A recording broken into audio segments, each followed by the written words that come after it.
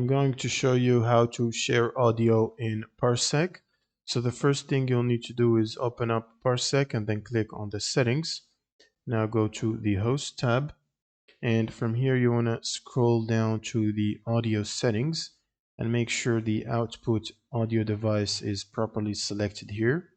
So for example, my speakers right here or headsets.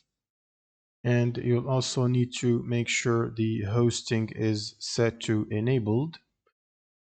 And on the host computer or device, you want to check the audio settings. So right click on the audio icon on your taskbar and then open up the sounds, and it should open up this window. Now go to the playback tab and find your main output or playback audio device and make sure it's the only one enabled to be detected and used properly. Also make sure to set it as default by clicking on it and click on set default here. And then you can click on apply and OK. And then you will need to ensure that the volume is set to something that you can hear on both the host and the client connected to Parsec.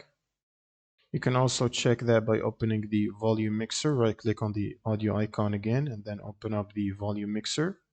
And from here you should adjust the volumes so that you can hear them properly for any specific app or for general apps. And that's pretty much it for this video. Subscribe if you found this helpful, and see you in the next one.